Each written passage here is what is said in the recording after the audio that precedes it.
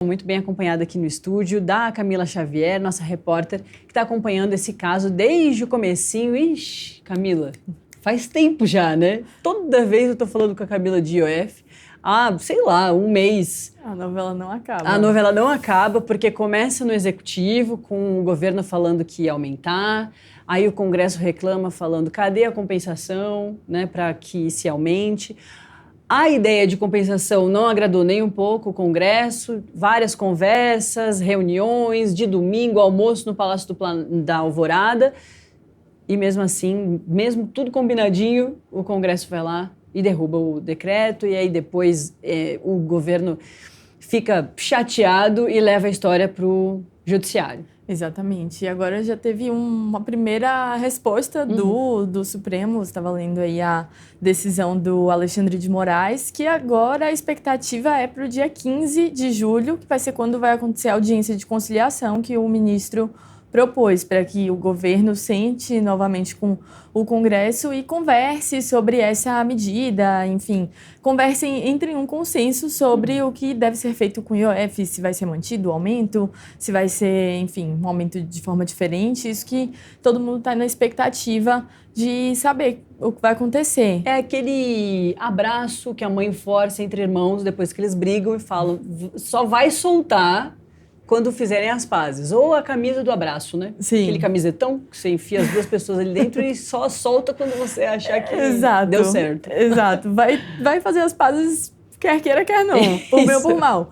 Mas a manifestação, a gente vai falar um pouco disso aqui, né, Nath? Isso. Da manifestação de várias autoridades, inclusive do lado do governo, o próprio líder Lindbergh, a ministra das Relações Institucionais, Gleisi Hoffmann, se manifestou. Eles reforçaram bastante que o governo sempre esteve aberto ao diálogo, que a intenção é justamente essa, sentar à mesa com o Congresso.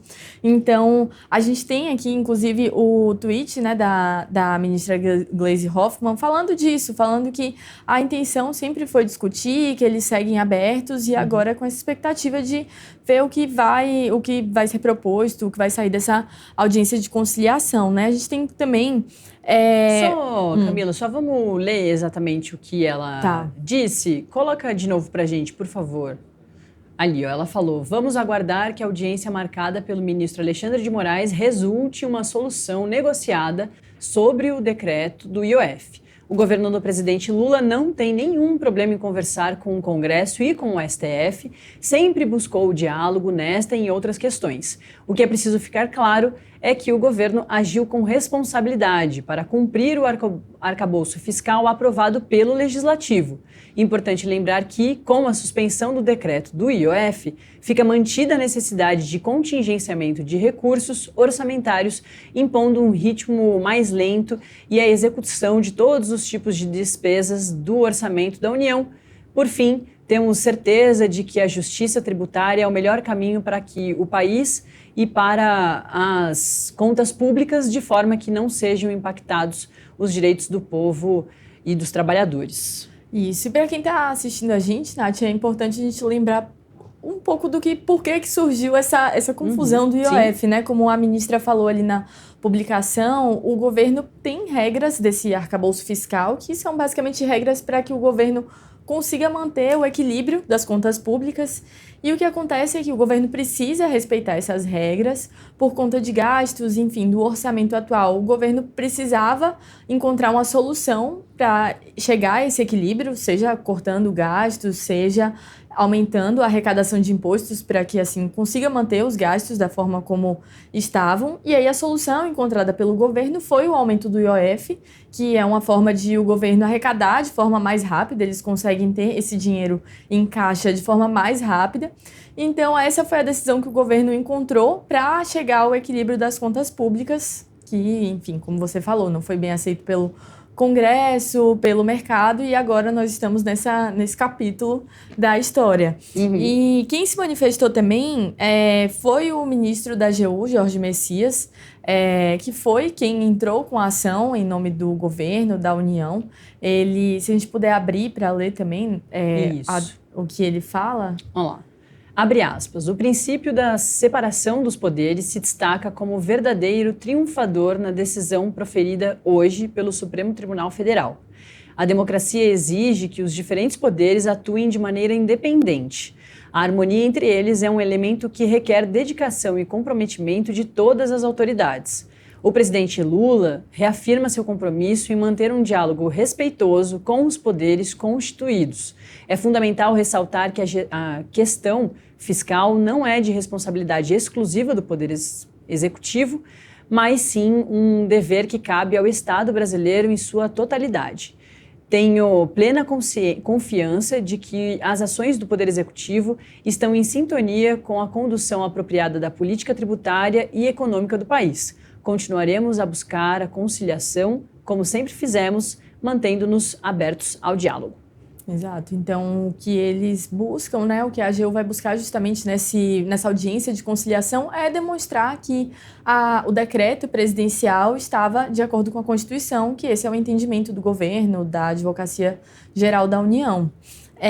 E teve mais gente falando, Nath. A gente tem uma lista aqui bem grande. Sim. O presidente da Câmara dos Deputados, Hugo Mota, que é um dos protagonistas nesse entrave do IOF, foi um dos primeiros a se manifestar. Ele também fez uma publicação nas suas redes sociais e ele celebrou. O tom dele foi mais de celebração mesmo, falando que a decisão do Supremo Tribunal Federal contempla o que foi decidido pelo Congresso. A gente pode ler aqui também o que ele falou. Vamos lá. A decisão do ministro Alexandre de Moraes evita o aumento do IOF em sintonia com o desejo da maioria do plenário da Câmara dos Deputados e da sociedade.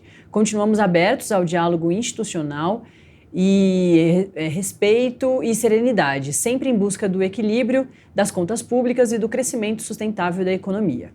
Exato. Então, dá pra gente sentir, teve mais gente também se manifestando, daqui a pouco a gente pode rodar também mais algum vídeo do que outros líderes falaram, mas o que dá pra entender é que tanto o governo quanto o Congresso ficaram, por enquanto, satisfeitos com essa decisão, porque todo mundo ganhou um pouco de tempo, eles vão poder sentar à mesa, conversar. Pelo menos o Congresso ficou satisfeito com o fato de que a decisão, no fim das contas, derruba o aumento do IOF. Então, agora a situação é que volta ao início, antes do governo ter aumentado tudo.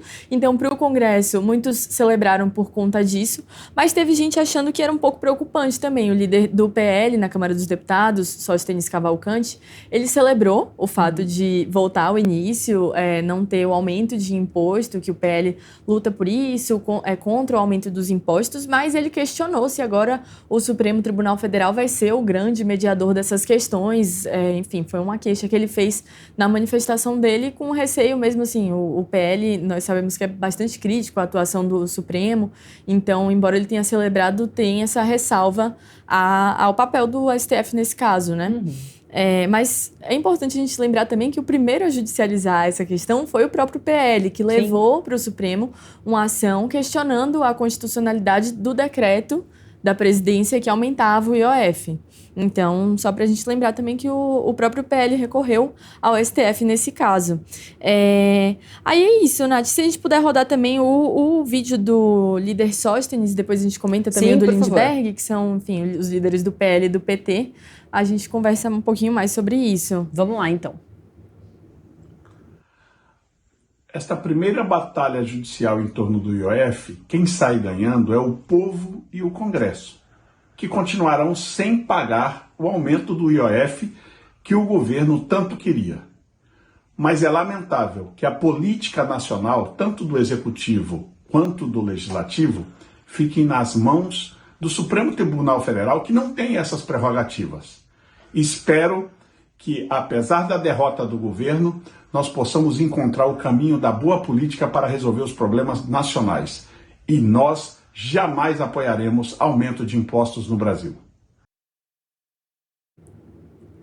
Então, essa vem sendo o discurso do PL, né? Contra o aumento de impostos. Eles até... Eu falei com o líder Sóstenes no dia que o governo decidiu judicializar a questão, e ele disse que o PL até celebrava a decisão do governo, porque era mais uma decisão errada que o governo vinha tomando, porque o governo estava atuando para o aumento de impostos, a favor do aumento de impostos, e que isso fazia cair a máscara do governo, enfim. Então, a linha do PL é essa, de que eles são contra o aumento de impostos, então eles estão sempre se posicionando totalmente contra esse aumento do IOF proposto pelo governo.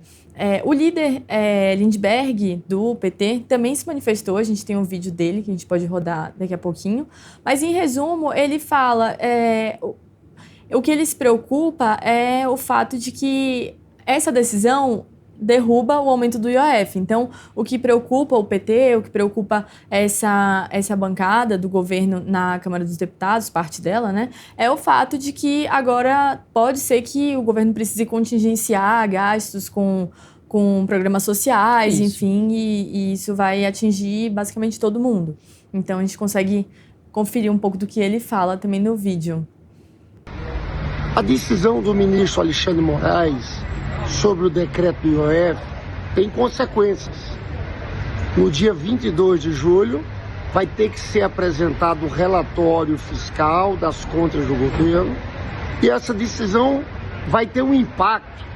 Vai ter que ser retirado 10 bilhões. Isso pode significar mais contingenciamento, cortes em programas sociais.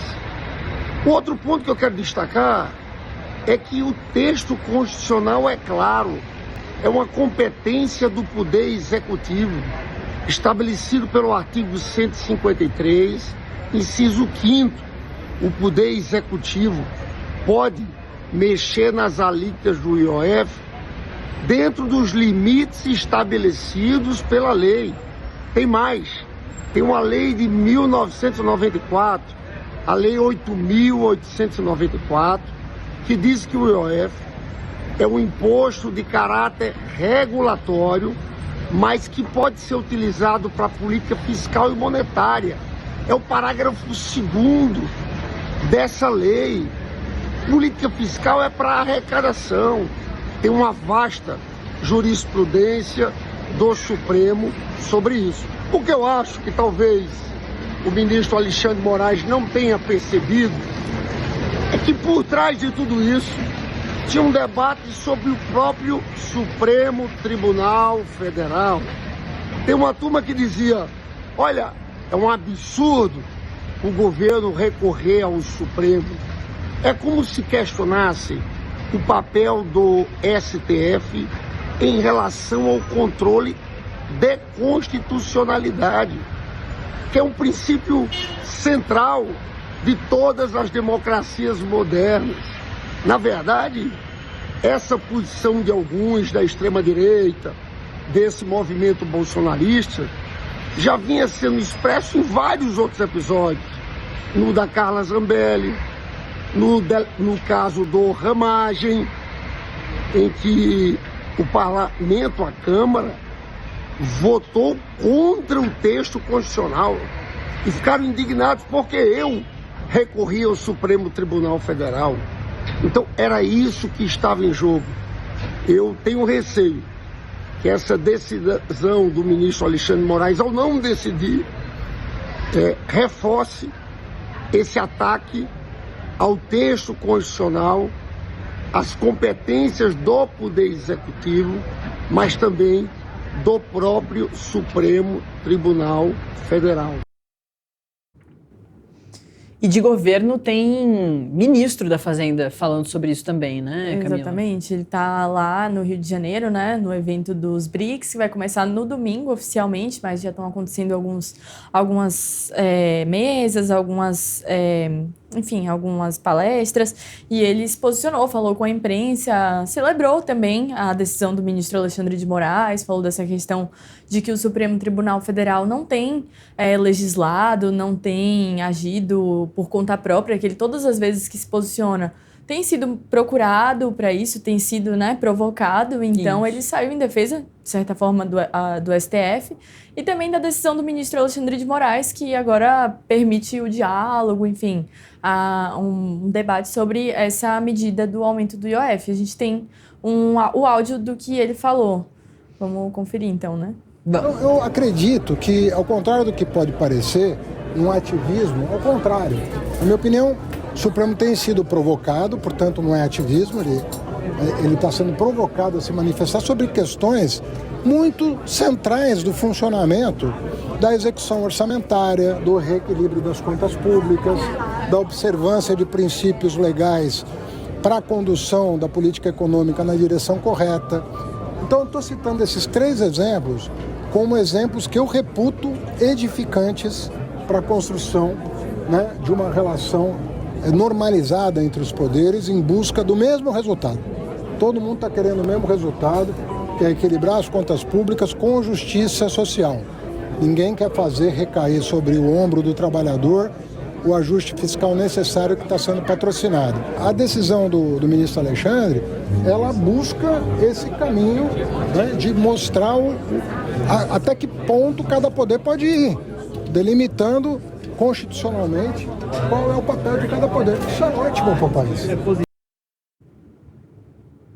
É isso, parece que colocaram a bola no centro do campo de novo e tá todo mundo ali esperando o apito do juiz para começar a jogar de novo, né? Exatamente. O ministro tocou num ponto que é bem relevante, porque é uma das argumentações que a AGU traz na sua peça, na peça que eles entraram no STF, que é essa questão da separação dos poderes. Porque eles entendem que o Congresso extrapolou as suas atribuições quando derrubou o decreto do presidente, e o que eles querem é justamente essa decisão, afirmando que o presidente agiu de acordo com as suas atribuições, aumentando o IOF, que o decreto era constitucional. Então, é um ponto que o governo vem batendo bastante, dessa questão de separação dos poderes, do equilíbrio. E, inclusive, teve o presidente Lula, né, Nath? Sim, que também, claro, é uma pessoa bem importante nessa história toda. A gente vai acompanhar, então, o vídeo do presidente Lula. Deixa eu falar uma coisa para o Congresso, porque parece que tem uma guerra entre o governo e o Congresso.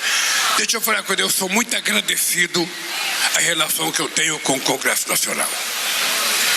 Até agora, nesses 2 anos e meio, o Congresso aprovou 99% das coisas que nós mandamos ao Congresso. Acho que nem no governo Sarney, acho que nem no governo Fernando Henrique Cardoso, acho que nem no governo de ninguém se aprovou tanto, nem no governo Bolsonaro se aprovou tanta coisa como se aprovou agora. Então, eu sou grato ao Congresso Nacional. Quando tem uma divergência, é bom. Sabe por quê? Porque a gente senta na mesa, vai conversar e resolve. O governo pensou uma coisa, o Congresso está pensando outra, nós vamos resolver isso numa mesa de negociação. Eu não quero nervosismo, porque eu só tenho 1 ano e meio de mandato. E tem gente que pensa que o governo já acabou. Tem gente que já está pensando em eleição. Eles não sabem o que eu estou pensando. Então se preparem,